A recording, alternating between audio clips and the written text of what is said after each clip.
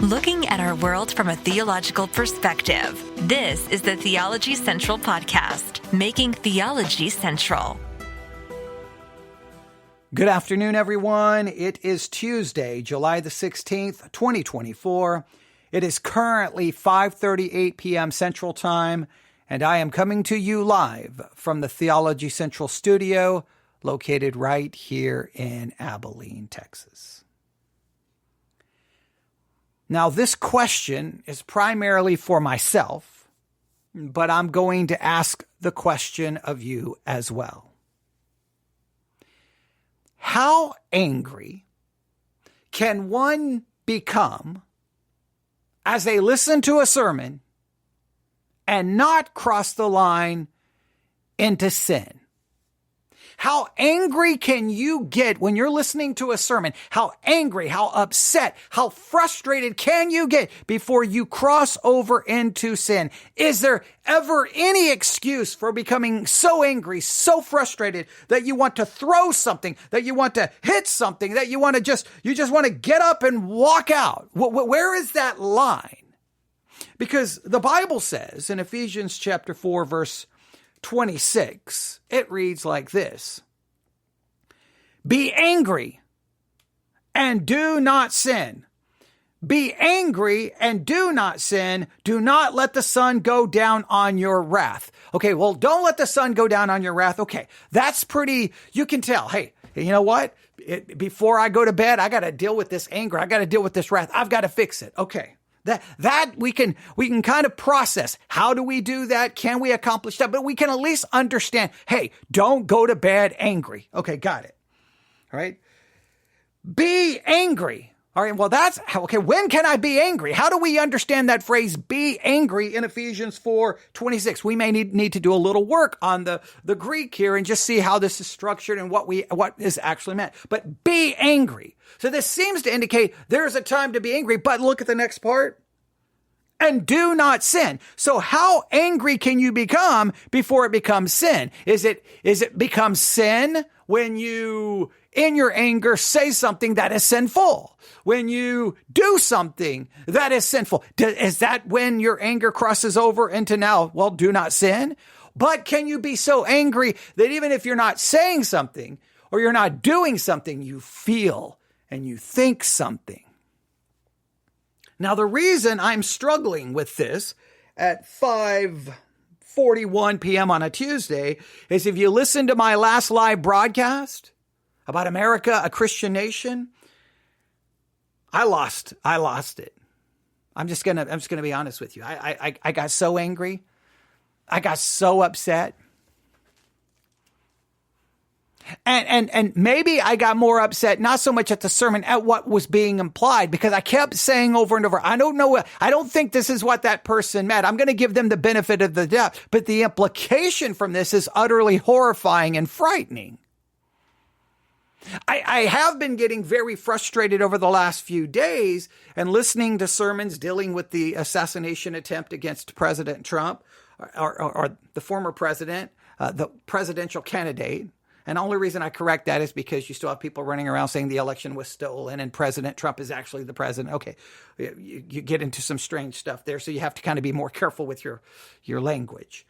But I've become very frustrated in listening to all of it because either we are listening to things what claims are being made that are just absolutely fraudulent, like misinformation, disinformation, lies, false accusation, bearing false witness, like some serious sinful things that I would think that would be like, that's sinful. But it appears that pastors can say pretty much anything in the pulpit, and for the most part, it's not considered a sin or even a problem. It's just really weird. Our sense of when something is scandalous and when something is not. Lying, misinformation, misrepresentation, accusation, bearing false witness, it seems to be perfectly okay in the pulpit. That's what blows my mind. And that makes me angry.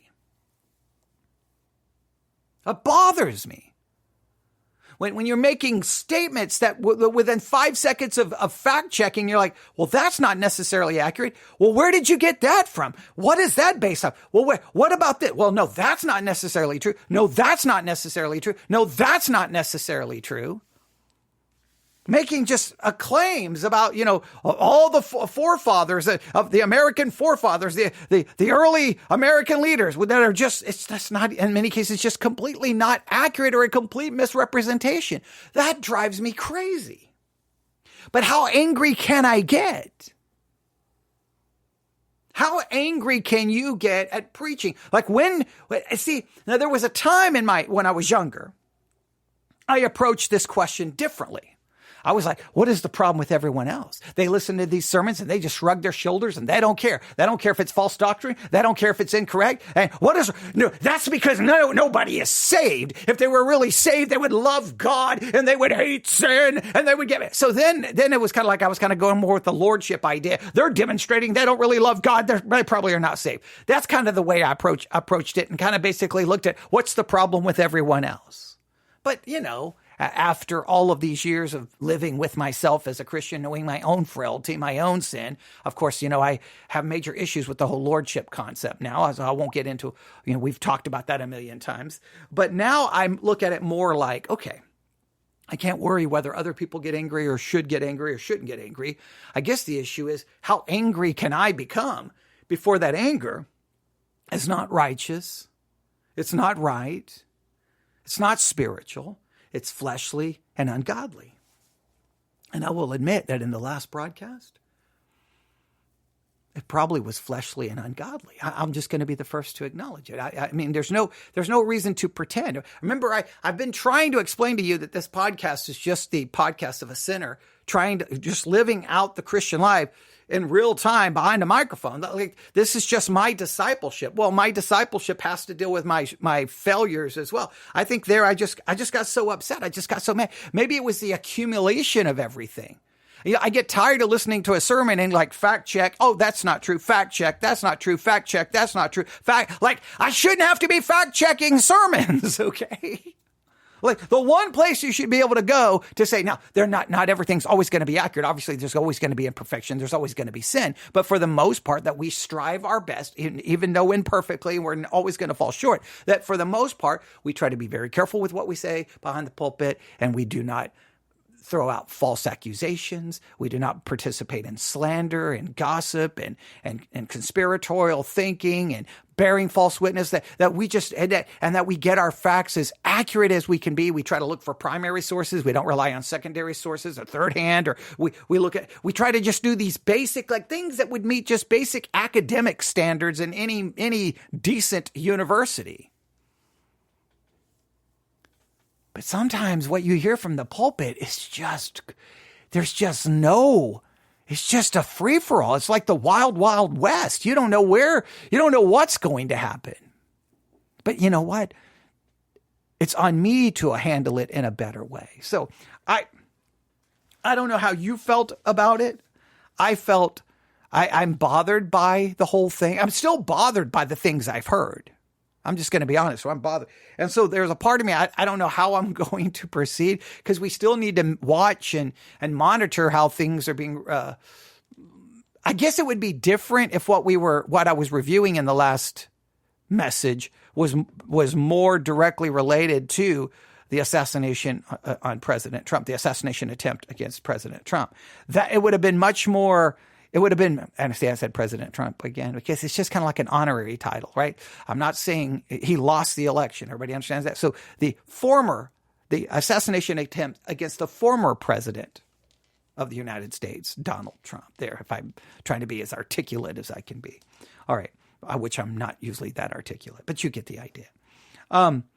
If it was more about that, then I felt like I would have been staying true to the overall goal, but it really was adjacent to it, right? It still dealt with the politicizing and patriotism of the American church and this Christian nationalism and just so many issues. It dealt with things that are related. And the reason I was reviewing it is it's part 1 and part 2 was preached the day after the assassination attempt. So I'm like, okay, I can't go to I was trying to be fair. I don't want to go to part 2 and not be fair by ripping it out of context to part 1. Part 1 may lay down some very important foundational truths, but part 1 is basically almost a reading, not just a reading, basically a sharing of the book, a book by Robert Jeffress. We think we have found the book. I don't know if we can 100% confirm it, but I think it's the book.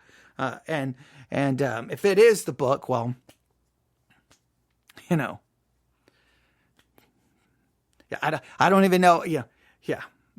Well, I guess what we can do is take the name of that book and then start doing some Google searching to see if it's been reviewed, if there's been any academic critique of the book, and if anyone's demonstrated some shortcomings or failures or misquotes or anything in it. Because if we can find where, people have documented these things, this book has absolute error in it, and then we go to that sermon and he simply repeated that error, then that error was then. But again, how angry can I get at that? I don't know.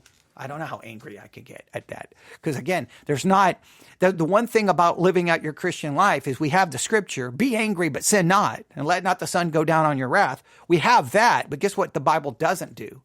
It doesn't start going beep, beep, beep, beep, beep, beep, beep, beep, beep, beep, beep, beep, beep, beep, beep. You're getting close to sin. You're getting close. Beep, beep, beep, beep, beep, beep, beep, beep, beep. That's it. You've crossed the line. I do feel that there's a place for anger. But then you don't want it to be wrong. You want to handle yourself in a much more godly way. And I don't always handle myself in a godly way. I mean, I don't. I am a sinner. I'm so aware of it. Do you struggle with it? If this year we've all been listening to more sermons than we've ever listened to. I mean, maybe for some of you this is just a normal year, but I mean, with the Sermons 2.0 app sermon challenge, trying to get everyone to listen to at least one sermon per day for the entire year. Well, that's a lot of sermons we're in July. That is a lot of sermons we've listened to by now, right? And with a ways to go. I think I've had some frustrations and some irritations, but this last couple of days is starting to reach a level of, and maybe because we're pursuing one particular kind, so maybe that's why. But in some ways, I feel like I have no choice. I got to monitor. This is telling me where the church is at. And maybe it's going to, remember, I've been saying forever that the church is so politically hijacked. It's, the churches are filled with the idolatry of patriotism, nationalism. It's filled with politics. I've been saying this and saying this. Maybe this is the evidence. All this is evidence of what I've been saying. Did I need the evidence? Well, I know I didn't want to hear it. And then I think maybe what's most discouraging is the discussion of God's providence without actually looking at it from both sides. Now, someone did send me a link. I am going to try to review it. I don't know if I will review it later tonight. I don't know how I'm feeling right now. I kind of want to just keep pressing on until I can see that we're getting through the forest and I can see the end there. I kind of want to just keep pressing on and try to finish something. But someone did send me a link and I didn't watch all of it. I'll have to do some work on the audio because it's a mess. But it's a very 6-minute, 7-minute. Someone posted on Sermon Audio their response to the assassination attempt. But he basically said, was it God's will, God's plan, his decree that Trump be shot? Yes. Was it his will, his decree that he spare Trump's life? Yes. And he may even have went on to say, I don't know if he went on to say, obviously from a logical perspective, then it was God's will and plan for Corey to be shot and killed, the man who was killed at the rally. His first name is Corey.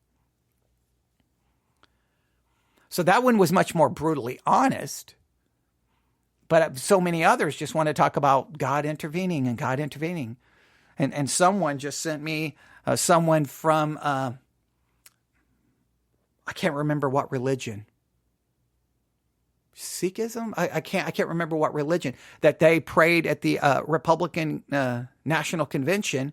Clearly not Christian, praying to a false God. And basically, I think giving credit to that God for sparing Donald Trump's life. So which God actually intervened and saved Trump? Well, Christians are going to say so, but well, then that gets into our religious pluralism, which demonstrates that even at the Republican convention, it's a pluralistic, it's a God, it's not the Christian God. Therefore, even the Republican Party is not acting like a Christian nation if they're bringing up people from other religions to pray.